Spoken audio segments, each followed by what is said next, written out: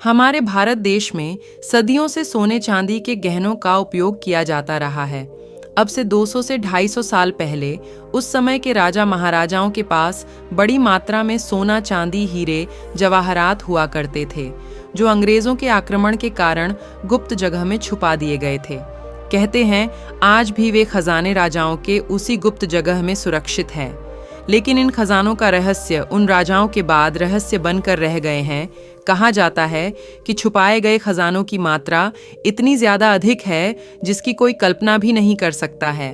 खजाने की कीमत का अनुमान $1 ट्रिलियन से भी ज्यादा का है। अगर ये खजाना फिर से मिल जाए तो शायद भारत फिर से सोने की चिड़िया कहलाए जाने लगे और भारत दुनिया का सबसे शक्तिशाली देश भी बन जाए। तो चलिए दोस्तों, आज की इस वीडियो में हम भारत के उन्हीं लुप्त खजानों के बारे में जानेंगे। पहला है ग्रोसवेनोर जहाज का खजाना। ये जहाज ब्रिटिश ईस्ट इंडिया कंपनी का सबसे बड़ा जहाज था।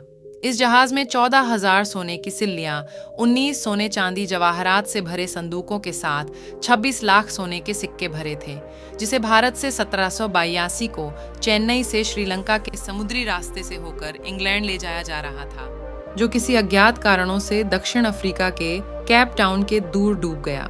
इस जहाज में रखे उन खजानों की कीमत आज के समय में अरबों खरबों रुपए बताई जा रही है। भारतीय सरकार इस जहाज की खोज में कई प्रयास कर चुकी है, परंतु इतने विशाल समुद्र में जहाज के डूबने की दिशा का सही अनुमान न होने के कारण आज तक इस जहाज की खोज नहीं हो पाई है।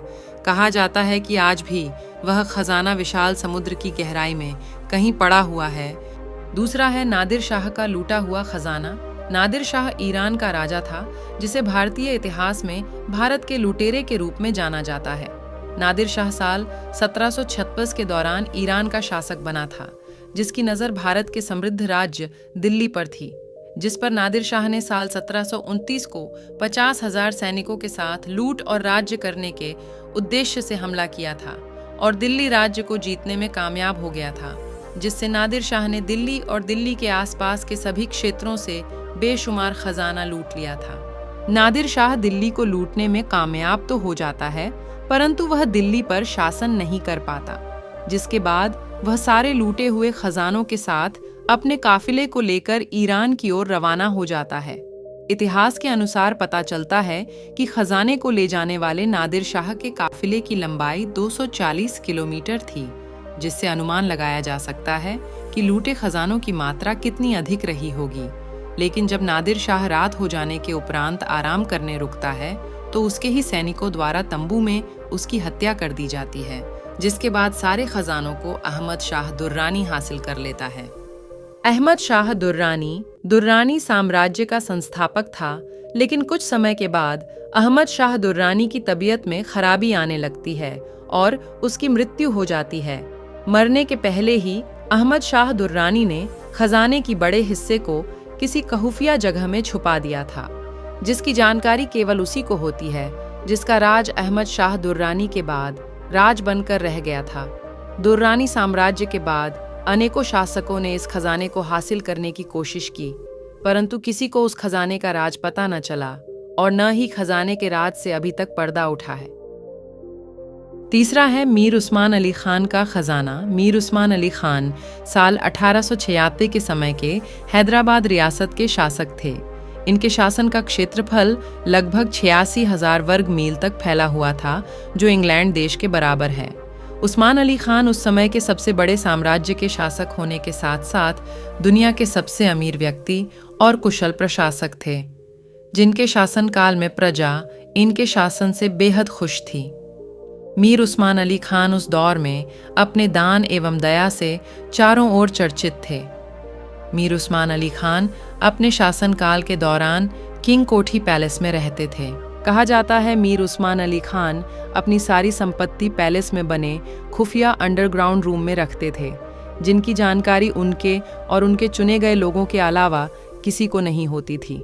लेकिन जब हैदराबाद भारत का हिस्सा बना तो भारत सरकार उनके कुछ संपत्ति को हासिल कर लिए, परंतु बाकी बेशुमार खजानों की जानकारी हासिल करने में असफल रही। मीर उस्मान अली खान के पास उस समय इतना खजाना था जिनकी कीमत आज के समय में लगाए तो करीबन $33 बिलियन होगी। माना जाता है कि वो बेशुमार खजाना आज भी उस खुफिया जगह में होगा जिसकी जानकारी किसी को नहीं है। चौथा है सोन भंडार, गुफा का खजाना। बिहार के जांजगीर शहर के चट्टानों के नीचे 2 गुफाएं हैं जिन्हें महाराजा बिंबिसार से जोड़ा जाता है। कहते हैं कि महाराज बिंबिसार अपने खजानों को अंग्रेजों से छुपाकर इस गुफा के खुफिया कमरे में रखते थे, परंतु इसकी भनक एक दिन अंग्रेजी सैनिकों को हो जाती है, जिससे वे इस खजाने को हासिल करने के लिए गुफा को बम से तोड़ने का प्रयास करते हैं, पर वे सफल नहीं हो पाते और उन्हें गुफा में खजाने का कोई सुराग नहीं मिलता है। कहा जाता है कि महाराजा बिंबिसार के बाद किसी को इस खजाने की जानकारी नहीं रही। गुफा के अंदर एक कमरा है जिसमें महाराजा बिंबिसार के सैनिक रहते थे।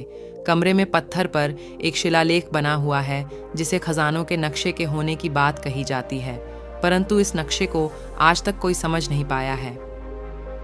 नंबर 5, पद्मनाभस्वामी मंदिर का खजाना। पद्मनाभस्वामी मंदिर भारत के केरल राज्य के तिरुवनंतपुरम में स्थित भगवान विष्णु का प्रसिद्ध हिंदू मंदिर है। ये मंदिर दुनिया का सबसे अधिक पैसे वाला मंदिर है।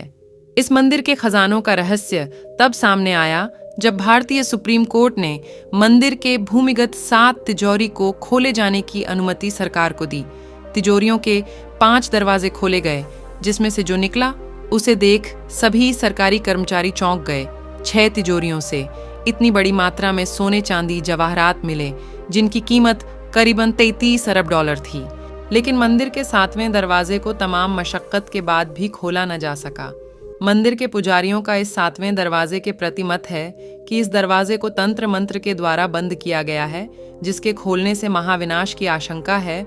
और कुछ लोगों का कहना है कि मंदिर के इस तिजोरी की रक्षा पाताल नाग करते हैं, जिसके खोलने से बड़ी समस्या खड़ी हो सकती है।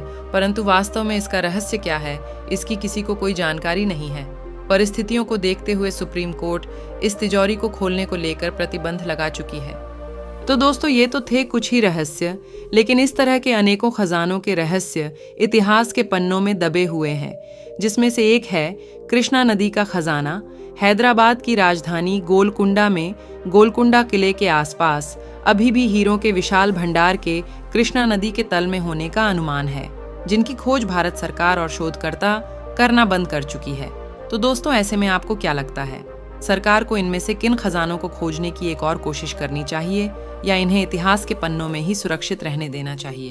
हो सके तो अपनी राय कमेंट में ज़रूर देना और चैनल को सब्सक्राइब ज़रूर करना। तब तक मिलते हैं अगली वीडियो में।